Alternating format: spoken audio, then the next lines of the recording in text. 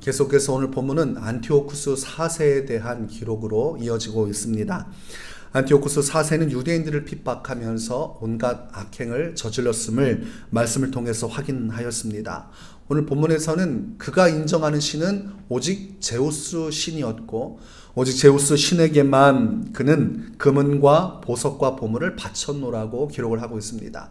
그래서 예루살렘 성전에 멸망에 가증한 것, 이 제우스 신상을 세워두고 섬기게 한 것입니다.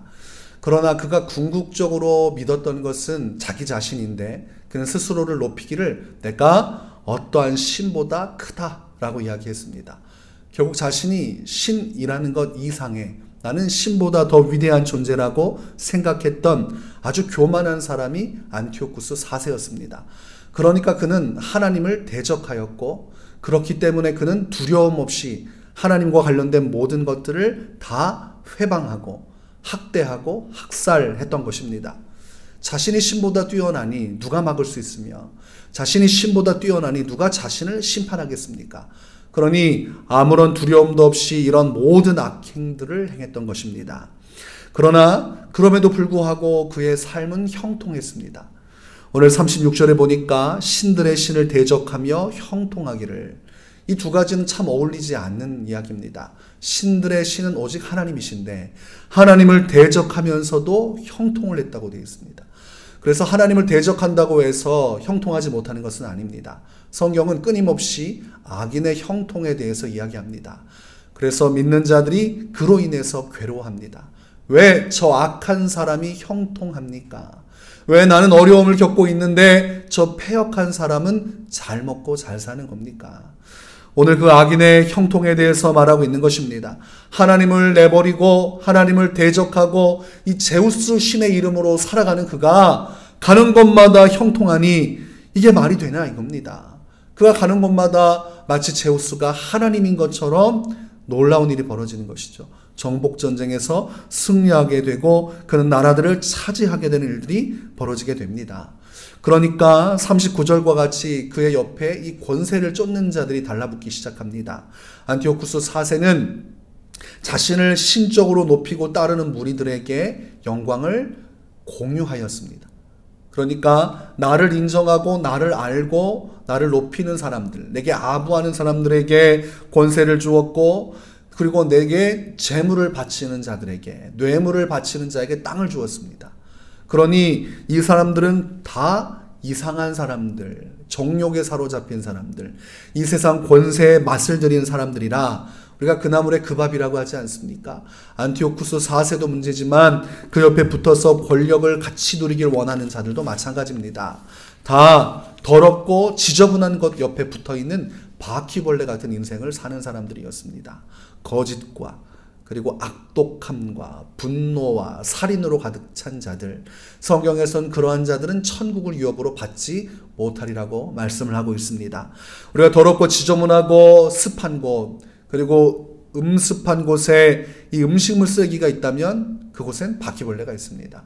더러운 죄악이 관영하고 인간적인 교만함이 가득하고 권세가 가득하니 그곳에는 바퀴벌레 같은 사람들이 붙어서 정욕에 사로잡혀서 종노릇하는 일이 벌어지고 있습니다. 그러나 세상적으로 보면 그 모습은 찬란하고 아름답고 위대해 보입니다. 제우스 신이 눈에 보이고 그의 강력한 권세 속에 안티오쿠스 4세가 서 있고 그리고 그 주변에는 그의 권세를 탐하는 자들이 달라붙어서 온갖 부귀 영화를 누리고 있습니다.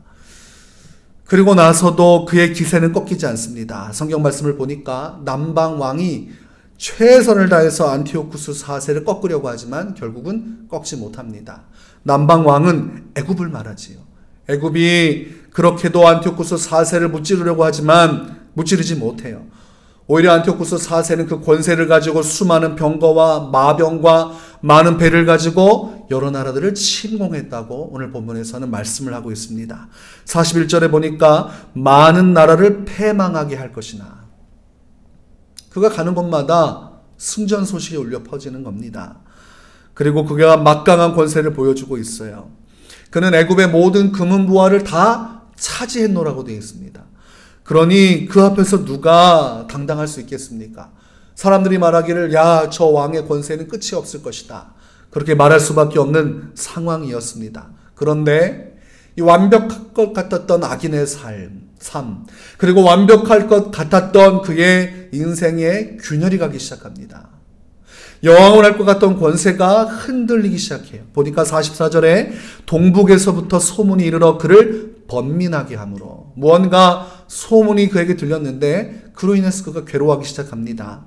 그 소문은 바로 반란에 관한 소문이었어요. 반란이 일어난다는 이야기를 들으니까 그가 괴로울 수밖에 없는 것입니다. 내가 이룩한 모든 것이 내부의 적으로부터 뒤집어져 그 모든 것을 빼앗기면 얼마나 허망합니까? 이 놓치고 싶지 않고 붙들고 있었던 권세를 누가 빼앗으려 한다고 하니 결코 용납할 수 없는 것입니다. 그러니 번민하면서도 분노하게 됩니다.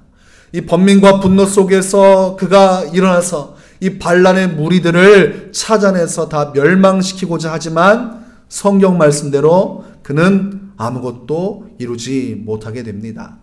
왜냐하면 하나님의 심판의 때가 이르렀기 때문입니다. 악인은 형통할 수 있습니다. 그러나 반드시 심판을 받습니다. 하나님의 때가 되면 주님이 역사하시는데 오늘 36절에서는 새 번역 버전으로 하나님의 진노가 끝날 때까지는 그가 형통할 것이다, 이렇게 되어 있습니다. 하나님이 허락하실 때까지만 형통하는 겁니다. 하나님의 때가 되면 하나님은 그 모든 것을 다 부수어 내실 것입니다. 장인이 아름답게 사기를 만들어서 아주 멋진 작품을 만들지만 그것이 문제가 있으면 여지없이 깨는 것처럼 화려하고 아름다운 빛을 내겠지만 결국은 주인의 손에서 깨지는 순간이 오게 됩니다. 이 안티오쿠스 4세가 깨지기 시작해요. 삼손이 범죄하고 하나님을 우습게 여기고 살아가다가 여자만 좋아해서 여자의 치맛자락에 쌓여 살아가다가 결국 그는 블레셋 사람들이 쳐들어왔다고 할 때 전처럼 힘을 내려고 하지만 힘이 발휘되지 않습니다. 이미 그의 머리카락이 다 잘려졌기 때문입니다. 결국 두 눈이 뽑히고 블레셋 사람들에게 끌려갔습니다. 그것처럼 안티오쿠스 4세가 전과 같이 힘을 발휘하여서 자신의 권세를 가지고 모든 영화를 잃지 않기 위해 고군분투하지만 그 모든 것은 곧 종말로 이어집니다. 그리고 성경 말씀 마지막을 보면 아무도 도와줄 자가 없다. 하나님이 사람을 대적하시면 결과적으로 아무도 도와줄 자가 없습니다. 하나님이 멸망시키면 아무도 도와줄 자가 없습니다. 그래서 예수님은 누구를 두려워해야 하는가에 대한 관점을 명확하게 말씀해 주셨습니다. 누가복음 12장 5절에서 이렇게 말씀하십니다. 마땅히 두려워할 자를 내가 너희에게 보이리니 곧 죽인 후에 또한 지옥에 던져넣는 권세 있는 그를 두려워하라. 내가 참으로 너희에게 이르노니 그를 두려워하라. 세상살이 하면서 세상 권세 두려워할 필요가 없습니다. 사람 두려워할 필요가 없습니다. 왜냐하면 가장 두려운 분이 있기 때문입니다. 사람을 죽이실 수도 있고 죽인 것으로 끝나는 것이 아니라 죽인 이후에 지옥에 던져 넣을 수 있는 그 권세를 가지고 있는 분, 그 하나님을 마땅히 두려워하라고 말합니다. 세상의 권세는 사람을 죽일 수 있겠지만 영혼은 죽일 수가 없습니다. 사람을 죽이려 해도 자기의 뜻대로 이루지 못하는 순간들이 있죠. 그러나 하나님이 죽으라고 하시면 사람은 그 순간 죽게 되어 있습니다. 하나님이 지옥으로 떨어지라 말하면 그 순간 지옥으로 떨어지게 되어 있습니다. 그게 하나님이 가지고 있는 권세입니다. 제우스 신은 가지고 있지 못했던, 안티오쿠스 4세는 가지고 있지 못했던 그의 유한한 권세, 그것과 비교할 수 없는 하나님의 권세를 바라보게 될 때 신앙인은 사람 앞에 굴복하지 않고 오직 하나님께만 굴복하는 것입니다. 이 두려움, 그것을 성경은 경외라고 말합니다. 영어로는 fear. 이 두려움을 느끼면서 주 앞에 순종하며 나가는 것, 주 앞에 엎드려 복종하는 것을 경외하다, 이렇게 표현합니다. 다니엘은 하나님을 경외했던 사람이에요. 아무리 큰 권세 있는 왕이 자기들을 죽인다고 협박해도 하나님을 더 두려워했기 때문에 그 왕의 명령은 귀에 들리지 않았던 것입니다. 우리가 살면서 그렇잖아요. 아무리 내게 위협을 해도 그 사람 뒤에 더 무서운 사람이 있으면 앞에 있는 사람 말 듣지 않습니다. 그 뒤에 있는 사람 말이 무서워가지고 거기에 따르게 돼 있어요. 하나님을 진정으로 믿고 그분의 권세를 깨닫는 자는 이 세상에서 이 세상의 통치를 받지 않습니다. 세상 권세자들이 얼마나 핍박을 하고 신앙생활하면 죽인다 할지라도 거기에 굴복하지 않아요.